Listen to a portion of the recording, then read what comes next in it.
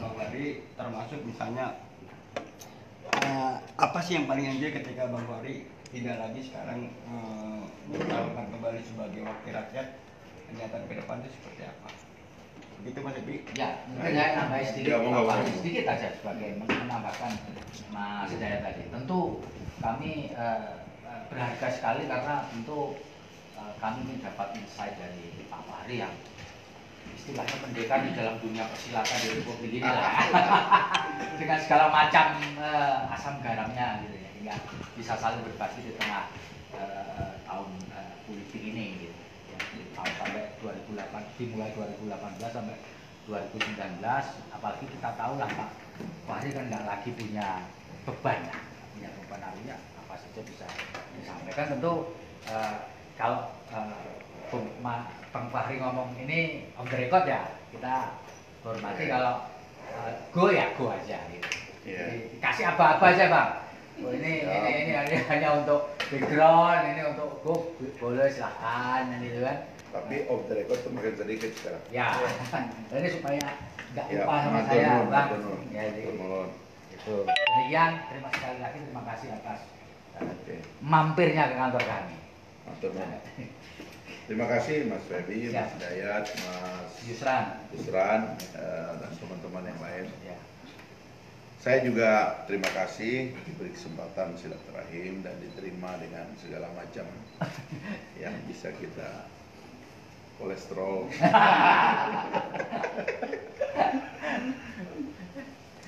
Dan saya ingin senantiasa hadir untuk menjadi sahabat bagi orang yang senang beradu pikiran, karena satu-satunya beradu yang tidak ada resiko itu ya beradu pikiran. Yang lain itu bisa banyak resikonya. Imajinasi kita jadi berkembang ya. Nah, adu pikiran ini saya kira lama-lama memang harus ada yang melakonnya secara sungguh-sungguh. Sebab kadang-kadang kalau tidak, biasanya ini juga bisa menjadi awal bagi pertentangan fisik dan kekerasan, dan itu yang kita harus cegah.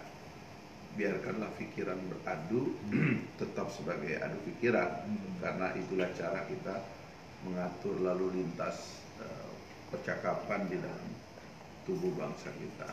Kenapa DPR lahir? Karena supaya adu pikiran, adu perbedaan pendapat, konflik ideologi dan sebagainya, biarkan itu menjadi bagian dari policy making proses sehingga menjadi keputusan bersama. Kira-kira saya juga mau rumuskan diri ya, dalam pensiun saya menganggap dunia politik praktis dan jurnalisme itu sama-sama industri pemikiran gitu. Makanya kedua-duanya itu ada mirip. SDM yang disuplai dalam politik biasanya yang menyisakan orang-orang idealis, dan SDM yang disuplai kepada industri media, jurnalistik itu mirip orangnya. Makanya saya sering mengidentifikasi waktu itu di tahun-tahun pertama, kenapa saya suka konflik dengan katakanlah beberapa media. Kadang-kadang itu dulu lawan saya waktu gerakan mahasiswa gitu. Jadi pembelahan ideologi masih terjadi. Nah, lama-lama ada kesadaran, oh kita ternyata di tempat yang sama, seharusnya kita bisa kelola ya kaum intelektual dalam politik dan kaum intelektual di jurnalisme bisa berkolaborasi untuk menciptakan demokrasi yang lebih sehat, kelembagaan negara yang lebih baik, ya kultur berdemokrasi yang lebih sehat. Itu yang akhirnya saya suka keliling ke teman-teman. Nah, jadi kira-kira itu komitmennya saya. Seterusnya begitu. Nah, sekarang kalau kita lihat, itu juga yang saya coba hadapi dengan diri saya sendiri. Waktu saya memulai quote unquote ya, memulai sebuah episode konflik lah dengan PKS itu. Saya terpaksa memutuskan, bukan terpaksa memutuskan, saya bersikap dari awal itu karena saya harus menjaga apa yang mendasar supaya tetap ada dalam partai. Jadi mengajukan gugatan itu terpaksa sebenarnya? Iya, terpaksa, karena saya harus mencari jalan supaya ada maslahat bagi masyarakat, bagi kebersamaan gitu. karena tidaklah merupakan kultur demokrasi yang sehat, dan partai politik adalah cikal bakal dari kelembagaan demokrasi. Apabila kita membiarkan partai tumbuh dengan tradisi monolitik gitu. Ya. Nah, itu yang saya ya natural saja mengajukan pertanyaan. Misalnya saya disuruh mundur. Saya bilang, "Entar dulu. Mundur itu kan ada sebabnya. Karena ini kan bukan mundur dari jabatan partai. Kalau mundur dari jabatan partai itu tidak dimundurkan, bisa dipaksa mundur. Karena dengan satu SK dia bisa dimundurkan, dapat dipaksa mundur. Gitu. Tapi ini mundur dari ruang publik. Orang itu di ruang publik itu hadir dan hilang, itu harus ada dasarnya. Tidak boleh orang hilang dan datang itu karena argumen yang tidak bisa kita bela. Gitu. Orang Jepang mundur ruang publik karena dia punya skandal. Bahkan ada yang bunuh diri karena dia merasa malu dan sebagainya gitu. Ya, dapat dijelaskan kepada publik ini ya, masalah orang ini terlibat. Nah, saya nanya, salah saya apa ya? Kira-kira biar saya nanti ngomong. Kalau saya mundur tuh ya memang saya ada kesalahan ini. Misalnya partai punya data saya korupsi misalnya, ya saya mundur. Orang memang saya salah lakukan korupsi. Dia bilang nggak ada katanya. Aduh, saya bilang gimana?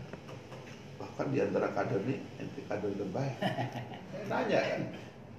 Nah, saya kan mesti tetap harus menggunakan ruang publik sebagai battle-nya, sebab ini kan bukan soal privat. Gitu. Nah, itulah yang saya kemudian teruskan. Gitu. Mereka nggak mau paham dengan argumen saya, dia pakailah alasan pemecatan.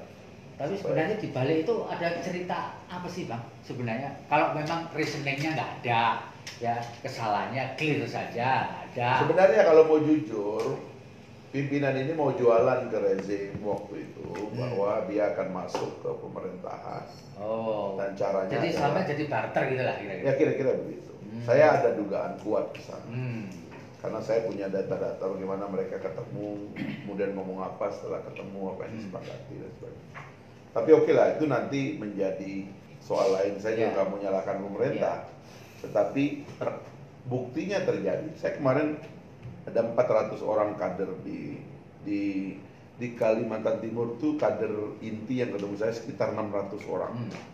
Kemudian di Kalimantan Selatan itu sekitar 400 orang. Mereka pengen, dia bilang kali ini kami datang semua termasuk yang masih ragu dengan Pak Fahri. Kami mau belak-belakan. Dia bilang silakan belak-belakan. Tapi saya minta teman-teman memberi saya satu jawaban. Saya ini alhamdulillah dalam partai ini nggak pernah punya masalah, nggak pernah ngutang, nggak pernah makan uang partai, nggak pernah ganggu istri orang, nggak pernah macam-macam lah ya. Saya nggak punya masalah moral, alhamdulillah saya bilang. Saya nggak punya juga rekod tidak taat. Dari keputusan partai saya jalani. Bahkan saya pernah mengerjakan pekerjaan-pekerjaan berbahaya yang ditugaskan oleh partai, dan partai nggak pernah mikirin resikonya buat saya. Ya teman-teman tahu lah saya menegakkan wibawa partai karena partai ini mau pemilu, tiba-tiba Lutfi ditangkap. Kita harus ada dalam satu positioning. Waktu itu kita bahas teman-teman, posisi kita ini ada dua pilihan. Pilih seperti Demokrat waktu itu, ada partai yang saya nggak sebut namanya ya, partai yang ketua umumnya juga kena, bendahara umumnya juga kena, gitu, sekjennya hampir kena, tapi dia kemudian seperti saling menyalahkan. Atau saya bilang ambil sikap, oh kita nggak salah, gitu loh. Sambil memang ada masalah dalam penegakan hukum, kita kerjakan itu dengan resiko, Pak. Dan saya bilang, saya ingat ini dengan track record seperti ini, saya tanyakan, apa yang menyebabkan saya bisa dipecat dari seluruh jenjang keanggotaan? Tolong jawab satu. Itu pertanyaan itu aja hilang semua, akhirnya semua nggak ada lagi. Tapi prinsipnya adalah akhirnya kalau ditarik-tarik memang ini ada perbedaan cara berpikir. Sebagian teman-teman masih dipengaruhi oleh underground thinking, perasaan bahwa kita ini nggak perlu bertanggung jawab di ruang publik. Nah itu yang saya tentang. Kita ini sekarang jadi partai, dia harus integrasikan dirinya dengan kultur negara. governance terbuka, transparan, demokratis, itu semua harus. Itu sikapnya Bang Fahri mengajukan persoalan secara hukum itu banyak kader yang menyayangkan nggak atau kecewa? Gitu? Awalnya jadi ya. jadi terbuka lebar ke publik bahwa Awalnya iya, tetapi lama-lama mereka tahu memang ini adalah cara kita untuk memperbaiki. Karena kemudian muncul kultur baru di dalam, kultur yang responsibel dan tanggung jawab kepada publik. Gitu. Selama ini nggak ada yang namanya tanggung jawab publik, mereka itu tanggung jawabnya kepada pimpinan. Jadi publik itu hilang sebenarnya dalam imajinasi teman-teman itu. ya. Makanya publik itu jadi benar kalau pimpinannya bilang benar. Kan itu yang saya tentang. Gak bisa dong, itu kan itu namanya eksklusivisme. Menganggap diri lebih eksis. Tapi sepanjang persoalan ini bergulir tidak pernah ada upaya jadi, tidak pernah ada upaya. Ada, tapi mundur terus mereka di tengah jalan. Oh, batal terus. Batal. Apa yang kira-kira menjadi Agak dalam, tapi itu akhirnya jawabannya itu kan agak apa ya, agak apa istilahnya itu nggak bisa dibaca secara rasional. Makanya saya bilang ini sudah masuk kepada, karena piramidanya kan begitu. Kalau pimpinan tersinggung, semua tersinggung. Gitu. Dan itu yang jelek dalam kultur lama yang kami ingin tinggalkan, tapi belum ditinggalkan. Jadi akhirnya orang mengasosiasikan diri dengan partai. Kesalahan pimpinan adalah kesalahan partai, kekecewaan pimpinan adalah kekecewaan partai, ketersinggungan pimpinan adalah ketersinggungan partai. Gitu saya kira situasinya kira-kira. Jadi berarti tidak pernah ada sesuatu yang ditawarkan ya untuk proses dating, misalkan nggak ada ya, sampai kemudian mundur, artinya mundur berkali-kali kan. Datang kita damai sekarang, oke saya bilang. Termasuk yang menjelang puasa itu, saya cabut laporannya. Iya. Tapi tiba-tiba aja pergi gitu dan nggak ngomong. Jadi di sana tuh dianggap bahwa kader tuh harus terima. Pimpinan tuh satu-satunya yang eksis. Kader itu hanya mendukung. Teman, masa sepanjang itu nggak pernah ada tawaran, kan? Tawaran apa itu, kompensasi, tawaran untuk abang pikirkan? Saya nggak mau terima tawaran juga. Jadi saya mau kalau teman-teman udah sadar bahwa ini salah, ya udah kita kembali. Balik. Itu aja ya. Itu aja. Nah itu yang maju mundur. Nah setelah muncul putusan kasasi, pernah nggak ada pembicaraan lagi? Ya sekarang udah nggak tahu caranya kan, karena ini udah ingkrah kan. Dan saya kan udah jelas barang tuh kan. Saya udah janjiin ke kader, saya bilang nih duit, saya bilang saya mau bagi ke seluruh Indonesia untuk teman-teman yang akhirnya kan rusak ya. Partai rusak, kader juga rusak. Ini saya mau pakai untuk perbaiki partai ke daerah. Cuma Itulah. kapan duitnya cairnya nggak jelas ini Ya, karena makanya kita harus minta terus ini. Kalau perlu tukang tagih kita pasang tukang tagih. Terus kalau backgroundnya munculnya Garbi gimana Bang? Ada korelasinya nggak dengan masalah yang sepanjang jalan itulah muncul pemikiran baru. Ya. Artinya antitesis terhadap kultur lama. Terutama yang paling kita lawan dengan Garbi ini adalah kultur feodal. jadi ada korelasinya ya sebenarnya. Ya. Feodal itu kan sebenarnya kultur yang paling ditentang oleh agama. Tapi entah mengapa PKS sendiri akhirnya teracuni oleh feodalisme sekarang ini. Dan sekarang tuh makin parah. Makin menjadi ya. Feodalisme makin parah. Orang suruh mengundurkan diri dari awal. Orang suruh tanda tangan belangko kosong, itu ngawur betul ya. Termasuk untuk caleg ya. Caleg semua tanda tangan mengunduran diri dari awal kosong. Itu bertentangan dengan undang-undang. Kosong artinya nggak ada prasyarat. Nggak ada syarat. Jadi itu masih nyawa. Nah itu yang saya bilang, bagaimana orang mau berjuang terpilih sementara Anda sudah suruh dia mundur dari sekarang. Itulah yang menyebabkan saya memprediksi partai ini hilang. Karena kultur begini. Beda dulu Pak Anies. Pak Anies itu begitu jadi presiden partai, dia bikin pengumuman. Sekarang kita survive. Kita harus berjuang supaya jangan sampai partai kita hilang. Sebab ada orang yang ingin partai kita hilang. Karena itu saya bebaskan kader untuk berbuat salah. Sebelum saudara berbuat salah, saya telah maafkan Anda. Waduh, peger kawan. Semua dicari sumber daya. Akhirnya alhamdulillah sempat. Tapi ini enggak. Mana ada tuh teman-teman PKS berjuang mati-matian sekarang. Bang, ini kultur ini tiba-tiba muncul nih, ngapain kok? Itu dia. Ujuk-ujuk gitu Pak, tiba-tiba tradisi ini muncul begitu saja, apa yang? Anda nggak bisa ungkap karena orang-orang itu juga nggak mau bicara. Masalahnya kan kultur bicara itu di komando. Ya, itu kan salah lagi. Itu yang saya bilang, kami ini dulu, kita tahu waktu kita bergerak di zaman Soeharto, ya terpaksa kita punya kultur underground karena ini ada rezim otoriter. Setiap kepala kita nampak di atas dipatok mati kita, ya kan?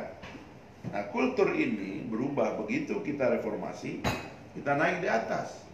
Maka kultur ini harus kita kubur. Pelan-pelan kita harus menyesuaikan diri dengan kultur negara. Demokrasi, terbuka, transparan, accountable, open-minded. Apa boleh buat karena itu tuntutannya. Nah, itu yang mereka nggak mau. Malah kemudian nyelam. Ini sekarang kan kultur nyelam. Coba bayangkan, ada kasus besar nggak mau bicara loh. Dan ditegur. Si ini suka bicara soal ini, tegur, nggak boleh lagi. Diancam. Akhirnya orang hilang. Sekarang jubirnya partai kan hilang. Lu nggak bisa dong. Anda ini mau mensponsor negara demokrasi. Negara demokrasi itu negara terbuka. Kultur bertemu media, bicara setiap hari, open-minded, open question. You can ask everything. I will answer your question. Itu kan sebenarnya kultur dalam demokrasi. Nah, ini kultur ini malah dimatiin, ya kan? Dan orang akhirnya cari selamat.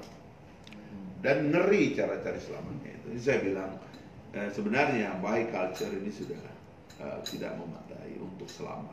Itu yang saya khawatirkan. Maka saya masih punya waktu nih, saya tagih itu dalam pengertian, sadar kalian udah mau habis. Itu loh. Kita ingat dulu kalau dalam kasus LH itu dulu 4 bulan sebelum pemilu itu vonisnya. Itu pun berita jelek itu belum hilang. Tapi kita bangkitin teman-teman, bangkit. Sekarang pimpinan nggak berani bangkitin teman-teman karena nggak berani ketemu. Akhirnya nyuruh motivator. Iya, ini kan kayak ini masih Viagra itu Pak. Jadi semangatnya datang dari dalam itu. Dari luar. Nah, lalu kalau ini kemudian tradisi yang akan diciptakan di Gardu ini apa nanti? Apakah dia akan menjadi satu ormas atau semacam cikal bakal? Sekarang ormas dulu kan. Partai untuk kalau memang kendaraan lama nggak bisa diselamatin karena tradisinya udah terlanjur rusak, lalu kemudian sebagai sekoci untuk menampung itu atau gimana Pak? Kita lihatlah nanti diskusinya di kalangan teman-teman. Tapi yang penting kita mulai kultur baru, ya. Makanya kita ditangkap oleh milenial karena sebagian kultur yang lahir pasca reformasi itulah yang di-engage oleh Garbi ini. Gitu. Terbuka, berwawasan, keren, gitu-gitulah ya. Yang mesti ditumbuhkan. Makanya anak-anak muda menyambut di daerah-daerah. Jadi setelah nanti nggak masa tugas di DPR kelar, aktif di sini, lebih fokus di Garbi ini ya. Sebagai ormas tentu saja ya. Sebagai ormas. Afiliasinya nggak kemana-mana ya? Nggak ada. Nggak ada ya? Nanti kita bikin koalisi besar setelah cukup mapan. Tapi sebenarnya kami rencananya 17 Februari ini sih semua provinsi udah beres. 17 Februari. Jadi 34 provinsi ada semua? Ya, sekarang udah 25 kali. 25 ya? Ya. Yang sudah ada pengurusnya ya, ada sih yang belum kita deklarasikan, tapi udah lengkap.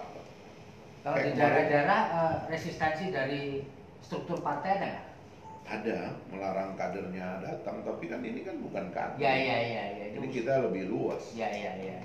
Kayak kemarin di Samarinda itu ya puluhan ribu. Tapi di luar kader PKS ada nggak yang jadi membership atau apalah namanya? Dari partai-partai lain juga banyak. Karena kan ya? Kita nggak mau, nanti kita omongin secara khusus ya. Akan ada hari di mana partai politik itu akan hilang. Terutama 2024 ini. Kalau ini kan sisa partai kemungkinan kan tinggal 4 atau 5. Ya 17 April nanti itu tinggal 4 atau 5. Karena sistem penghitungan suaranya si Sinlagu ini kan agak kejam ya. Karena cara mereka untuk mengkalkulasi suara itu sangat menguntungkan partai besar. Setelah saya simulasikan 4-5. Nah, Ini termasuk PKS nggak ini? 4-5 ya? Nggak? Hilang. Oh hilang ya? Hilang ya? kalau dilihat kan PDIP, Gerindra ini mulai dekat nih kan. 3 PKB, Demokrat dan Golkar. Sisanya itu PKB, Demokrat dan Golkar itu berdasar komposisinya. Yang lain ini terancam. Iya. Maka saya ngomong ke beberapa ketua partai, pastikan 24 itu masuk.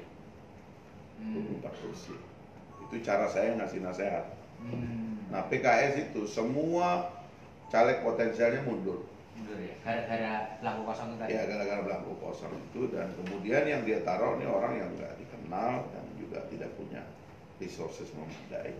Sambil orang nggak semangat. Karena begini ya, mendapatkan suara partai itu bukan karena ada orang jago sendiri. Tapi ada banyak orang jago ngumpulin suara, nanti dorong satu orang untuk dapat. Nah kalau ini semuanya nggak ada ya, kuotanya nggak dapat. Apalagi dengan sistem sekarang. Dengan BPP aja nggak dapat, apalagi dengan sistem ini. Jadi prediksinya 2024 ke sana partai tumbang. 2024 semua partai akan tumbang. Lalu Yang tidak eksis. punya alasan untuk eksis itu akan banyak hilang. Karena kan dalam teori demokrasi kan begini. Kepartean tuh kalau dalam negara demokrasi, partainya tua, pemimpinnya muda. Ya, karena partainya itu bertradisi dia. Republikan, Demokrat, Partai Buruh, ya kan, dan seterusnya lah, konservatif. Itu kan lama itu, kalau di Eropa Barat itu Christian Democratic Party, SDP dan sebagainya. Itu pemimpinnya berganti, muda-muda. Nah dalam negara yang tradisi ini belum kuat, biasanya partainya itu baru, tapi pemimpinnya tua-tua. Oh, Gitu. balik ya? Ya karena pernah ada kan satu pimpinan partai semua pakai jaket kuning, tiba-tiba sekarang ada 4 partai atau 5 partai yang beda-beda. Gitu. Iya. Memang ada beberapa gejala kejut di beberapa negara demokrasi seperti lahirnya En Marche di di Prancis misalnya. Tapi rupanya itu nggak lama karena dilawan oleh kekuatan lama yang lebih matang dia membangun tradisi politiknya. Nah 2024 dugaan saya itu akan terjadi rekomposisi politik yang serius, dan itu basisnya akan masuk kepada pertarungan ide dan ideologi. Kalau sekarang ini kan terus terang aja, ini kan belum ada yang ngatur, makanya saya bilang sama Mas Dayat, saya satu respect saya ke teman-teman Tribun, bahkan juga termasuk grup Kompas, itu adalah mereka bisa mengerti bahwa antara politik itu kekuasaan apalagi dengan media, dengan uang ini nggak boleh disatukan di satu tangan. Ini harus dipisah, dan itu yang agak ganjil sekarang ini. Sehingga kemudian ada partai politik dipimpin oleh seorang konglomerat, pada saat yang sama dia menggunakan media. Ini kan nggak bagus, dan ini yang harus kita atur nanti kalau kita mau sirkulasi demokrasi kita sehat. Sebab monopoli itu kan yang kita tentang 21 tahun yang lalu ketika kita melawan Orde Baru kan. Dan itu nggak boleh kita lembagakan dalam politik, sebab ini menjadi dasar bagi ketimpangan nantinya gitu, sehingga arus pikiran menjadi tidak lancar. Setelah 2024 tadi prediksi apa kan, partai-partai konvensional ini mati. Iya. Yang akan muncul apa? Partai baru dengan pemimpin baru. Akan muncul menurut saya partai baru. generasi yang sebenarnya mereka itu pelakon di 20 tahun lalu. Artinya ini berwujud organisasi Iya, baru. dan itu akan berwujud baik individu, karena gini, kita nanti harus menyiapkan jalur individu dalam politik. Sekarang ini kan jalur individu. Oh, kan, jalur independen ya? Iya, kan sekarang mati kan di gubernur, ya kan. Ya. Ya, tapi begitu masuk ke DPR itu nggak bisa. Ya. DPD bisa, tapi DPR nggak bisa. Oh, jadi setupnya Dan jalur presiden nggak individu bisa. ya? Ini jalur individu mulai dibuka, tapi fair. Pertarungannya mesti basisnya ide. Jangan pertarungan basisnya lembaga survei dan lembaga keuangan. Kan itu yang terjadi sekarang. Orang jadi calon presiden itu hanya karena dianggap populer lembaga survei dan dianggap punya backup uang lembaga keuangan. Jadi ini padahal politik adalah lembaga ide gitu. Nah itu yang harus difasilitasi di masa depan, dan pada saat itulah generasi kayak Garbi ini akan menjadi petarung. Jadi pertarungan pemikirannya 2024 harus ada jalur untuk memungkinkan individu-individu atau independen untuk maju sebagai individu, generasi, organisasi, apapun gitu. Tetapi basis dan platform pertarungannya adalah ide, bukan uang, ya kan? Bukan. Jadi cara mewujudkannya apa kalau parlemen, kan kita mesti harus amandemen itu, kita punya undang-undang kan, Oh, iya. harus melobi parlemen untuk itu kan. Kadang-kadang kalau mikirin itunya Mas ya, kita jadi nggak mau berjuang. Tapi kan itikat baik itu tidak boleh ditakuti oleh sebesar apapun kekuatan di luar kita. Karena kalau itu artinya kita berhenti berjuang. Nah, kita percaya pada pikiran ya, dan kesetiaan kepada pikiran itu adalah kesetiaan yang paling dasar dalam hidup ini, yang membuat kita mati dikenang sebagai orang yang baik. Kalau enggak ya enggak ada pejuang namanya. Saya sering menceritakan ke teman-teman sejarah proklamasi. Pagi tanggal 17 Agustus Bung Karno demam. Dia tertidur dalam keadaan demam. Pagi-pagi dia sudah pakai baju jas putih sama sepatu. Dibangunin oleh orang-orang di Pegangsaan Timur ini.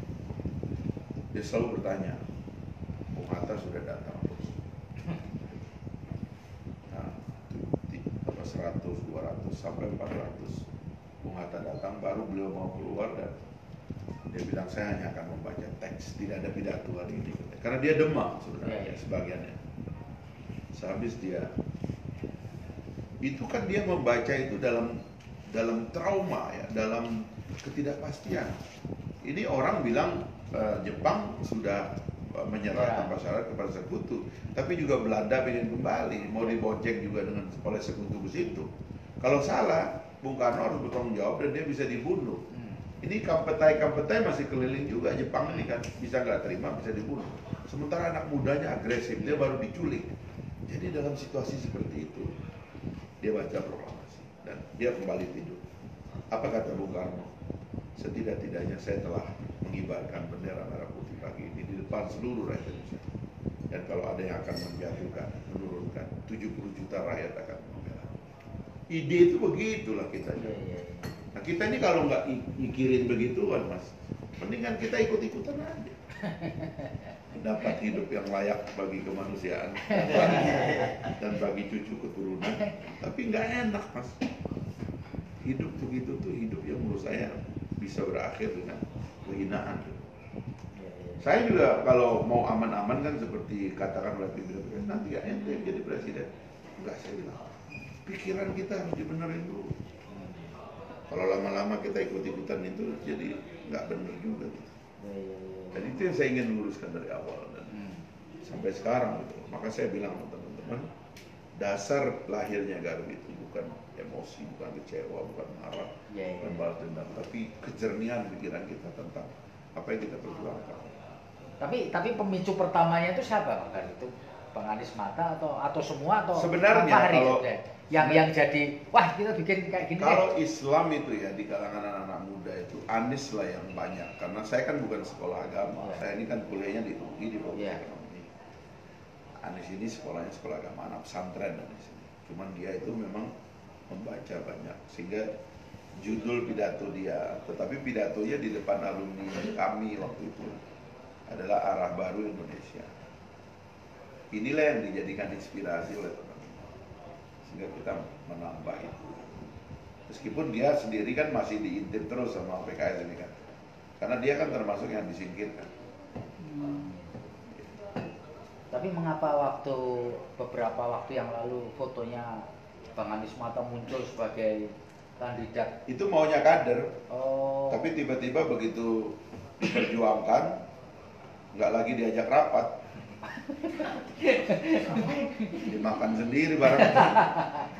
Meskipun sama-sama nggak dapat ya akhirnya. Ya akhirnya rusak karena nggak bersatu, karena cheating, ada akal dan niat tidak baik. Iya, iya. Itulah. Kalau di sepintas mirip-mirip Bung Karno. Kopi ya, sama-sama. PC ini memang PC-nya Syarbaini yang Padang nih. Hah? Yang Bukit Tinggi ini. Cuman ada beberapa model. PC Bung Karno ini. Iya, iya, iya. Pemimpin itu memang yang akan dikenang dalam sejarah itu kan adalah pemikirannya. Kalau tadi Bang Badi mengatakan soal Bung Karno, pastinya dikenang soal pemikirannya. Kemudian ke depan ini, kalau kita boleh bertanya, seberapa yakin sih misalnya kalau Bang Badi ditanya Garbi akan menggembosi PKS dalam tahun politik saat ini. Kemudian kalau misalnya Bang Fahri diharuskan sendiri, ketika siapapun yang akan menjadi memimpin, apakah Pak Jokowi 2 kali periode atau kemudian digantikan, Bang Fahri akan memilih tetap memperjuangkan Garbi atau kemudian ditawari masuk kabinet, pilih mana? Kemudian iya, kira-kira seperti itu. Jebakan ini. Sambil makan. Iya. Bang Fahri kan karena posisi tengah-tengah. Kalau kita stres tuh kita makan. Ini pertanyaannya bikin stres. Kadang bela Jokowi, banyak juga bela lawannya Pak Jokowi, selalu di tengah-tengah. Posisinya emang selalu di tengah-tengah, tidak secara de facto sebagai tim sukses. Kenapa itu kemudian diambil oleh sikap seperti itu oleh Bang Fahri? Pertama ya, siapapun yang jadi presiden, kita harus ada kecemasan bahwa transisi ini bisa terganggu. Dulu itu saya adalah waktu PKS-nya masih dipimpin Pak Anies, saya adalah sekretaris harian dari Koalisi Merah Putih. Ketua hariannya itu Pak Idrus Marham, sekarang Sekolah. jadi menteri sebentar ya langsung masuk BUI. Ya, sekolah. Itu ngerinya kekuasaan itu, kalau kita nggak tahu caranya itu bisa jadi masalah. Nah, ada rapat KMP pada waktu itu, saya lupa itu di Hambalang kalau tidak salah. Kesimpulannya bantu Pak Jokowi. Ini udah selesai kan, bantu Pak Jokowi. Akhirnya Pak Prabowo itu mendorong teman-teman tuh ketemu dengan Pak Jokowi. Dan hampir semua ketua partai sudah ketemu, kecuali Pak Anies. Yang menarik itu Pak Anies bilang ini, kita jangan kita yang ketemu. Karena kita ini sebentar lagi ada maju suro. Ya, khawatir nanti ya bukan kita ya, jadi kita menjadi nggak berhak. Gitu. Ya dan memang berubah kan, memang beliau kemudian nggak jadi presiden, ya akhirnya memang nggak ketemu Pak Jokowi sampai sekarang. Tapi prinsip pada waktu itu bantu Pak Jokowi. Saya sebenarnya juga begitu, pingin sekali bantu Pak Jokowi, tapi nggak tahu caranya. Nggak tahu caranya nolong Pak Jokowi itu. Ini quote bagus sih deh, nggak tahu caranya Pak Jokowi. Karena beberapa kali itu kita mau bikin sesuatu yang konkret itu kayaknya ada yang menghalangi. Nah di situ saya mengambil kesimpulan bahwa di sekitar Pak Jokowi itu terlalu banyak orang yang tidak terkoordinir. Sampai hari ini saya masih yakin itu. Pak Jokowi itu terlalu banyak yang dia tidak mengerti di sekitarnya. Saya sudah ngomong berkali-kali. Ya kayak sekarang aja, itu saya bilang. Saya seperti melihat Pak Jokowi ini sekarang sedang dilucuti pelan-pelan gitu. Karena orang-orang di sekitarnya kan bikin kontroversi macam-macam. Ada tabloid Barokah, tiba-tiba Yusril ketemu Ba'asyir, ditentang oleh geng Densus lah, saya bisa bilang begitu. Karena ini kan ideologi nih kan, ya kan. Kemudian tiba-tiba ya Ahmad Dhani. Itu hari-hari itu, dugaan saya masih 78 hari ini, itu akan terjadi. Efek dari apa yang saya katakan, bahwa di sekitar Pak Jokowi itu tidak terkoordinir. Dan itulah yang saya yakin Pak Jokowi ini berat. Gimana ini kan terus begini dan ini terus begini dalam surveinya itu. Saya udah katakan berkali-kali. Nah, kita ingin supaya pemerintahnya tetap kuat, transisinya selamat, tapi nggak tahu caranya, itu masalahnya. Termasuk bagaimana cara beliau memperlakukan parlemen. Masa kita udah pimpinan DPR punya 3 kali permohonan surat rapat konsultasi, beliau nggak jawab. Aneh itu. Nah, itu yang saya bilang ini problemnya. Akhirnya yang dipakai ya cara-cara lain lah, ya kan? Jadi kayak iming-iming jangka pendek, dan itu juga jelek bagi beliau. Untuk jujur mengatakan saya nggak mau tutup-tutupi, itulah yang terjadi. Ada yang di teman-teman di sekitar beliau datang dan saya kasih tahu, dan dia bilang iya benar itu yang terjadi. Sekarang ada waktu bagi mereka, terserah saya sih siapa yang jadi presiden nanti, saya positif aja. Saya kasih tahu ini loh yang terjadi, dan kalian bisa bahaya kalau mendingan saya terbuka aja. Mau Prabowo jadi, ada orang bilang Prabowo itu susah dibilang. Kalau saya bilang Prabowo. Makanya saya punya kesan lain tentang Prabowo dari banyak orang intelektual yang takut gitu, terintimidasi. Kalau saya enggak, ini orang senang kalau kita bantah, kalau kita potong, dan kalau kita benar dia ngaku, gitu loh. Cuman memang dia suka kalimatnya itu seperti meneror gitu. Ya kalau saya sih nggak ada bapernya, saya hadapi, Pak salah itu Pak nggak gitu, saya ngomong begitu, ada masalah dalam rapat-rapat saya sering gitu. Nah jadi saya itu tadi prinsipnya adalah loyalitas kita kepada negara, kita mesti selamatin transisi, nggak boleh ada masalah. Itu ya permasalahan kita gitu. Jadi maka dengan posisi seperti sekarang ini saya bisa lebih leluasa untuk bicara gitu. Meskipun ada juga yang tidak terima saya ngomong sekeras ini, tapi bagaimana coba? Masa kita dalam negara sebesar ini terus kita berbisik?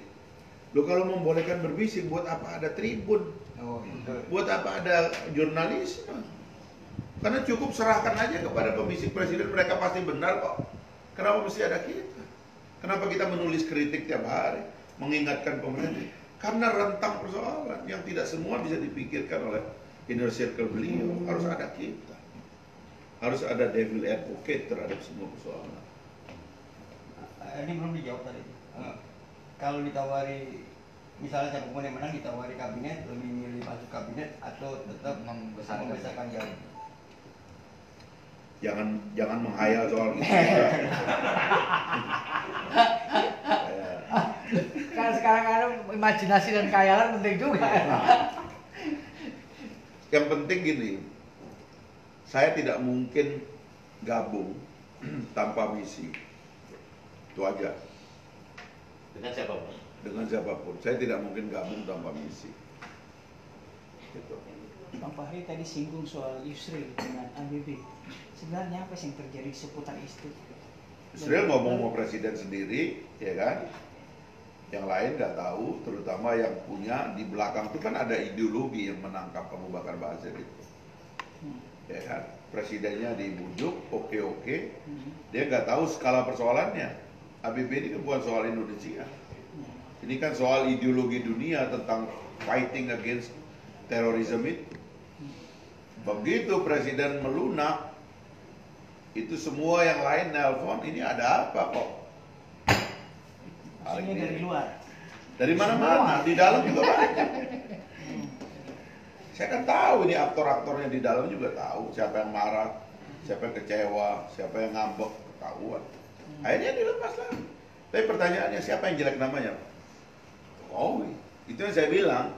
Ini orang karena nggak terkoordinasi di sekitarnya, akhirnya gigit Pak Jokowi. Dan Pak Jokowi nggak sadar lagi digigit. Atau memang Pak Yusril memang punya settingan sendiri katakanlah untuk melambungkan? Pastilah, Yusril kan orang pinter. Dia kan punya setting sendiri. Kepada Prabowo aja dia bisa independen. Orang kan membayangkan sulit orang jadi independen soal Prabowo. Yusril independen, ya kan? Dia bisa keluar dari, kalau bicara history between Yusril and Prabowo dan between Yusril dan Jokowi, ya nggak ada apa-apanya history between Yusril dan Jokowi. Itu story-nya itu dengan Yusril. Yusril bisa keluar dari situ. Tapi itu yang tidak sadar Pak Yusril, bahwa Pak Jokowi itu di sekitarnya itu nggak kompak. Makanya akhirnya dia jadi korban. Ya kan?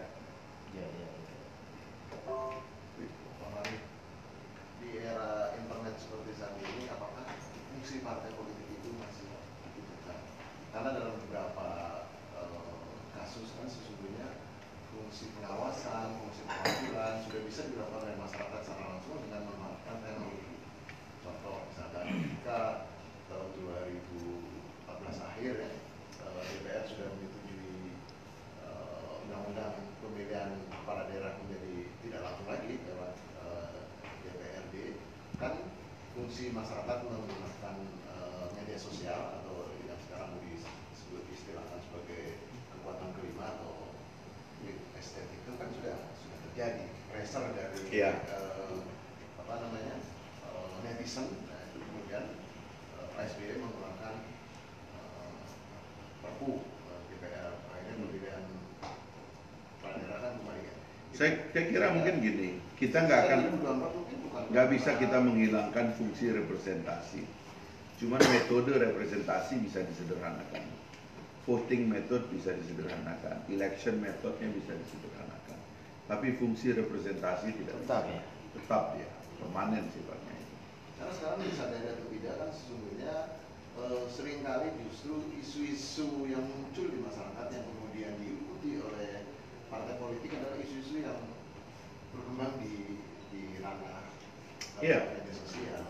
Makanya saya bilang itu kalau itu boleh bisa bisa dikalahkan itu. Ya itu 560 anggota DPR sekarang kan juga bisa kalah sama pikiran satu orang kalau orang itu pinter banget begitu.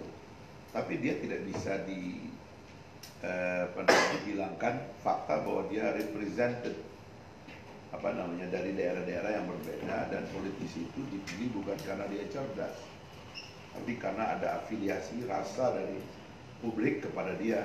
Mungkin dia tidak pintar, Saya tapi mau berpikir gini loh, artinya kalau dalam teras politika itu kan fungsi legislatif segala macam itu, karena dulu mungkin teori ini lahir karena memang belum ada era digital, jadi fungsi enggak, pengawasan. semua ada benar, cuma representasi Anda nggak bisa bantah. Itu aja. Representasi itu basisnya itu mesti konkret. Kecuali kalau nanti kita mau memindahkan fungsi representasi itu, seperti orang kan mengkritik sistem caucus di Amerika Serikat itu, karena dianggap itu memotong representasi kepada rakyat. Lalu yang berkembang kan caucus dan asosiasi kan. Tapi Amerika ini kan negara dengan jumlah kelas menengah banyak, korporasinya juga banyak, sehingga representasi itu kadang-kadang diambil oleh pemberi kerja ini gitu. Kalau misalnya nanti suatu hari kita menganggap, misalnya nih ya, kan yang punya agregasi terhadap perasaan publik itu udah bukan lagi wakil rakyat, tapi media misalnya. Kalau gitu media aja yang kita ajak dalam konsorsium representasi. Misalnya kayak gitu, tiba-tiba suatu hari begitu pikirannya. Atau yang saya cenderung mengatakan itu adalah penyederhanaan, karena kita masuk ke dalam rezim digital dictatorship itu kan. Kan dunia ini nanti akan semakin, manusia itu akan terdeteksi secara digital. Karena kemungkinan nanti ada mesin satelit pembaca DNA, dan DNA kita itu jadi ketahuan kita itu siapa, ada di mana, dan sebagainya. Nah, ini bisa diambil oleh korporasi-korporasi, sehingga kemudian itu basis dari pengambilan keputusan itu, katakanlah DNA atau apa begitu. Bisa itu, tapi itu teknologi.